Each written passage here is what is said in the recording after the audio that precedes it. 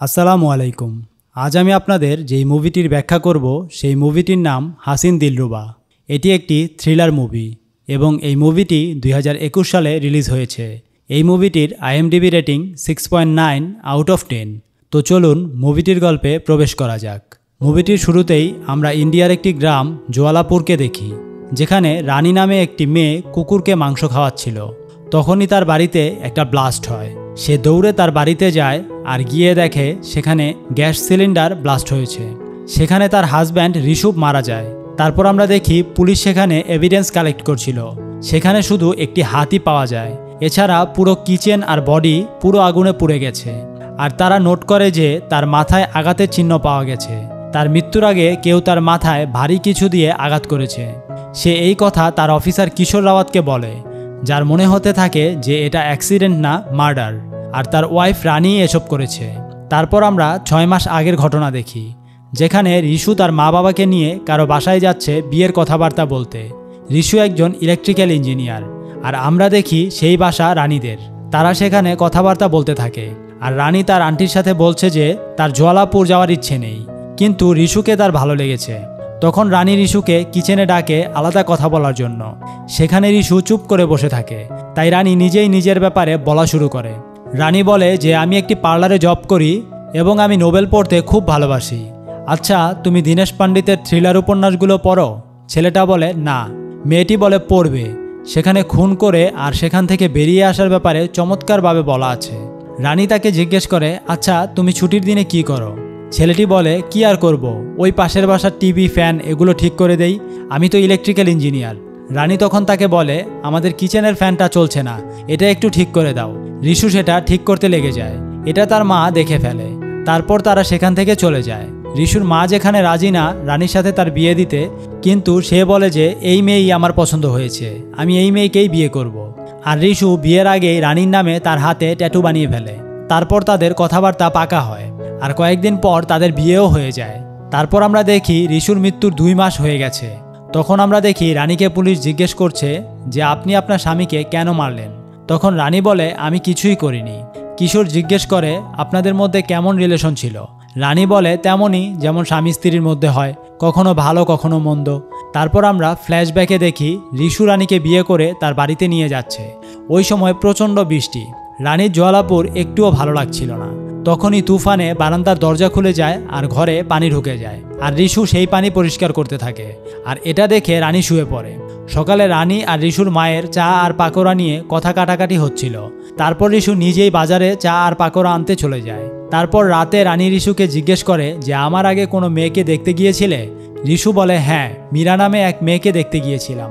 ঋষু ওই মেয়ের তারিফ করতে থাকে। এগুলো শুনে রানী রাগ হয়ে যায় আর ঋষুর সাথে চিল্লাতে থাকে। ঋষু ভয়ে টয়লেটে ঢুকে যায়। কিছুদিন এভাবেই যায়, দুজন দুজনের মন পাওয়ার জন্য চেষ্টা করতে থাকে। এরপর একদিন রাতে তারা ক্লোজ হয়, কিন্তু রানী এতে স্যাটিসফাইড হয় না। পরদিন সকালে রানী তার পরিবারকে বলে, কেন আমাকে অ্যারেঞ্জ ম্যারেজ দিয়েছ? আমি একটুও সুখে নেই। আর রানীর সব কথা ঋষু শুনে ফেলে। এতে তার মন অনেক খারাপ হয়ে যায়। তার অফিস থেকে সে ছুটি নিয়েছিল, কিন্তু সেদিনও সে অফিসে চলে যায় আর সে রানীকে ইগনোর করতে থাকে। একদিন রানী জিজ্ঞেস করে, আপনার কি হয়েছে? ঋষু বলে, আমি তোমার সব কথা শুনেছি। ঋষু রানীকে জিজ্ঞেস করে, কেমন টাইপ ছেলে তুমি চাও? তো রানী 7-8টা কোয়ালিটি বলে যে এমন। তখন ঋষু বলে যে সব কোয়ালিটি একজনের মধ্যে কখনো থাকে না।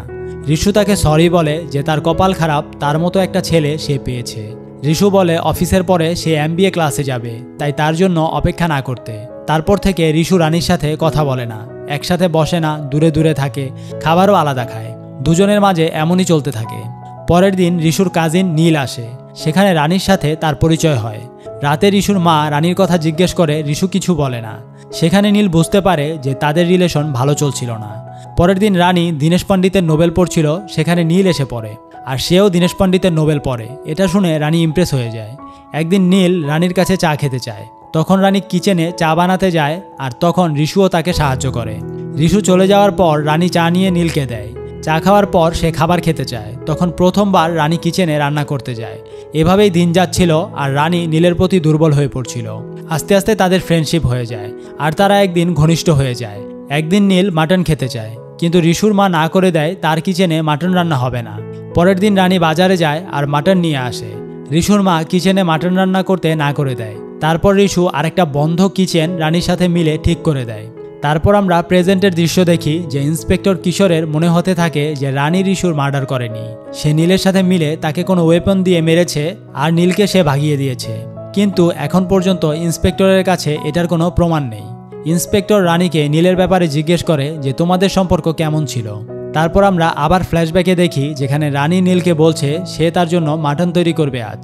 নীল তাকে বলে যে আমি 1 সপ্তাহ পর চলে যাব। রানী বলে আমি বাড়ির কথা বলে এখান থেকে চলে যাব, পরে তোমার ওখানে চলে যাব। নীল তখন বলে রিশুকে তুমি কি বলবে? রানী বলে আমি তাকে সব সত্যি বলে দিব। তারপর রাতে রানী মাটন রান্না করছিল আর তখনই নীল সবকিছু প্যাক করে রওনা হয়ে গেছে। রানী বুঝতে পারে যে নীল তাকে ধোঁকা দিয়েছে। রাতে রিশু খেতে বসে আর ভাবে যে রানী তার জন্য এসব করেছে। তারপর রানী রিশুকে সব সত্যি বলে দেয় তার আর নীলের সম্পর্কের ব্যাপারে। রিশু কিছুই বলে না, সে স্তব্ধ হয়ে যায়। তারপর প্রেজেন্টে আমরা দেখি যে ইন্সপেক্টর রানীকে বলছে যে আমরা জানি তুমি আর তোমার লাভার মিলে রিশুকে মেরেছ, কারণ তার মাথায় কোনো ভারী জিনিসের আঘাতের চিহ্ন আছে। শুধু একবার আমি ওই মার্ডার ওয়েপেনটা পেয়ে যাই, তোমাদের দুজনের থেকে এমনি কথা বের করে নিব। তারপর আমরা দেখি রিশু নীলের কাছে যায়। সেখানে গিয়ে সেই স্ক্রু ড্রাইভার দিয়ে নীলকে আঘাত করে, কিন্তু নীল বডি বিল্ডার ছিল, সে রিশুকে অনেক মারে। রিশু রাতে বাসায় আসে আর রানী তার কাছে মাপ চায়। সে বলে ভুল হয়ে গেছে তার। এই কথা শুনে রিশু আরও রেগে যায় আর বলে তুমি এখান থেকে চলে যাও, না হলে তোমাকে আমি মেরে ফেলবো। পরের দিন রিশুর বাবা মা কোনো আত্মীয়র বাসায় যায় আর রানী তার সব কিছু প্যাক করে চলে যাওয়ার জন্য বের হয় আর রিক্সা খুঁজতে থাকে। তারপর আমরা দেখি নীলের ফ্রেন্ডরা তার সাথে মজা করতে থাকে, কেননা নীল তাদের সব বলেছে। এটা দেখে রিশু নিজে বাইরে আসে আর রানীকে ভিতরে অপেক্ষা করতে বলে। সে নিজে রিক্সা নিয়ে দেয়। এসব দেখে রানীর মনে হয় সে ভুল করতে যাচ্ছে, সে নীলের জন্য রিশুকে ছেড়ে যাচ্ছে। পরে রানী বলে দেয় সে যাবে না, তার জিনিসপত্র নিয়ে সে ভিতরে চলে আসে। তারপর আমরা দেখি যে রিশু আগের মতো আর নেই। সে যখনই রানীকে দেখে সে নীলকে ইমাজিন করে। তার মনে রানীর জন্য একটুও ভালোবাসা নেই। সে তাকে সাজা দিতে থাকে, কখনো সিঁড়িতে তেল ফেলে রাখে যেখানে রানী স্লিপ করে পড়ে যায়, কখনো চুলার গ্যাস অন করে রাখে যেখানে রানীর হাত পুড়ে যায়। এভাবে কিছু না কিছু চলতেই থাকে। একদিন রানী ছাদের কিনারায় চলে যায় আর সে রিশুকে বলে যে তোমার আমাকে পছন্দ না, আমাকে এখান থেকে ধাক্কা দিয়ে মেরে ফেলো। রিশু রানীকে ধাক্কা দেয় কিন্তু তার হাত ধরে ফেলে। রিশু বলে চলে যাও আমাকে ছেড়ে। তখন রানী বুঝতে পারে রিশু রানীকে এখনও অনেক ভালোবাসে। রানী রিশুর কাছে মাফ চায় আর বলে রিলেশন আবার আগের মতো সুন্দর করে তুলতে। তখন রিশু সব মেনে নেয় আর তাদের রিলেশন আবার আগের মতো ঠিক হয়ে যায়।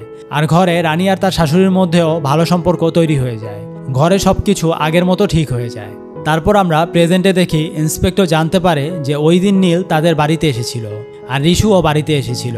তারপর রানী মার্কেটে বের হয়ে যায়, কিন্তু তার কোনো পাকা প্রমাণ মিলে না। তখন ইন্সপেক্টর কিশোরের একটা কল আসে যে তারা একটা ভিডিও পেয়েছে যে ওই দিন ব্লাস্টের পর বাড়ির পেছন দিয়ে কেউ একজন পালিয়েছে। তারপর পরের দিন কিশোর রানীকে লাই ডিটেক্টর টেস্ট করার জন্য ডাকে। রানী ওয়াশরুম যাবে বলে সেখানে গিয়ে তার জুতার একটি পিন উঠিয়ে সেটা পরে নেয়, যাতে ব্যথার কারণে তার হার্টবিট আগে থেকেই বেড়ে যায়। আর টেকনিশিয়ান তাকে জিজ্ঞেস করে ওই দিন কি হয়েছিল। রানী বলে ওই দিন রিশুর বাবা মা এক আত্মীয়র বিয়েতে অন্য একটি শহরে গিয়েছিল আর ওই দিন রিশু তার অফিসের বন্ধুদের দাওয়াত দেয়। সে রিশুকে শপে কিছু জিনিস আনতে পাঠায়, সে খুব তাড়াতাড়ি সেই জিনিসগুলো নিয়ে চলে আসে। সে ঘরে এসে রানী আর নীলকে দেখে ফেলে। রানী বলে সে কিছু কথা বলতে এসেছে। রিশু বলে তুমি বাইরে যাও, ওর সাথে আমার কিছু কথা আছে। তখন রানী বাজারে চলে যায় মাটন কাটাতে। তারপর সে ফিরে এসে কিছু মাংস কুকুরকে খাওয়াতে থাকে। তারপর ঘরে ব্লাস্ট হয়, সে এসে দেখে রিশু মারা গেছে। টেকনিশিয়ান কিশোরকে বলে রানীর হার্টবিট নর্মাল কথাবার্তায়ও উচ্চ ছিল, এজন্য কিছু বোঝা যাচ্ছে না। তারপর তারা দেখে রানী খুঁড়িয়ে হাঁটছে। তারপর তারা তার জুতা খুলে দেখে তার পায়ের ব্যথার কারণে তার হার্টবিট উচ্চ ছিল, সে নিজেকে বাঁচানোর চেষ্টা করছিল। তারা আবার রানীর উপর লাই ডিটেক্টর টেস্ট চালায়, কিন্তু তখন রানী নিজেকে শান্ত রাখে, সব কথার সঠিক উত্তর দেয়। এইবারও তারা কোনো কিছু পায় না। তারপর তারা রানীর কেস ক্লোজ করে দেয় আর রানীকে ছেড়ে দেয়। তারপর আমরা দেখি 5 বছর পরের দৃশ্য, যেখানে আমরা দেখি ইন্সপেক্টর কিশোরের ট্রান্সফার হয়ে গেছে। রেল স্টেশন গিয়ে তার সেই দীনেশ পণ্ডিতের নোবেল চোখে পড়ে, যেটার ব্যাপারে রানী ইনভেস্টিগেশনে বারবার বলছিল। তারপর সে সেই বইটা কিনে নেয় এবং ট্রেনে বসে পড়তে থাকে। তারপর আমরা আবার ফ্ল্যাশব্যাকে ওই ব্লাস্ট হওয়ার দিন দেখি, যেখানে রিশু বাসায় এসে দেখে নীল তার বাড়িতে। সে এজন্য আসে যে রিশু তার সোসাইটিতে কমপ্লেন করে দিয়েছে নীলের ব্যাপারে। তারপর নীল বলে সে রানীর অ্যাফেয়ারের পিকচার লিক করে দিবে। রিশু রেগে গিয়ে নীলকে মারতে থাকে, কিন্তু নীলও তাকে মারে এবং তার গলা টিপে ধরে। এটা দেখে রানী কিচেন থেকে একটি মাটন লেগ পিস নিয়ে নীলের মাথায় মারে আর নীল মারা যায়। নীলের মৃত্যুতে তারা দুজনেই ঘাবড়ে যায়। রানী পুলিশকে কল করতে চায়, কিন্তু রিশু না করে। সে বলে ওর মৃত্যুর জন্য তোমাকে আমি জেলে যেতে দিতে পারবো না। আমাদের মধ্যে এখন সব ঠিক হয়ে গেছে, এখন আমি আর আমার থেকে তোমাকে দূরে সরাতে পারবো না। তারপর ঋষু তাকে বলে, আমি দিনেশের একটি নোবেলই পড়েছি, কাসলি কি কেহের, আমাদের ওইটার মতোই করতে হবে। রানী তাকে এমন করতে না করে, কিন্তু তার কাছে আর কোনো অপশন ছিল না।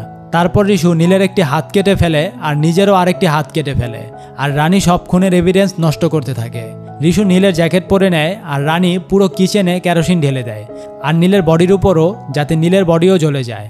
তারপর রানী বাজারে যায় আর মাটন পিস কেটে এনে কুকুরকে খেতে দেয়, আর ঋষু সেখানে আগুন লাগিয়ে নদীতে ঝাঁপ দিয়ে ভেগে যায়। আর কিছুক্ষণ পর সেখানে ব্লাস্ট হয় আর তাদের প্ল্যান মোতাবেক নীলের বডি পুরো জ্বলে যায়। আর ঋষুর শুধু হাতটাই পড়েছিল, যেটা উড়ে কিচেন থেকে বাইরে এসে পড়েছে। এসব পরে কিশোর হাসতে থাকে। ঋষু নীলের বডিকে নিজের বডি বানিয়ে কেসই ঘুরিয়ে দিয়েছে। আমরা এদিকে নীলকে খুঁজছি, আমরা তাকে কখনো পাইনি।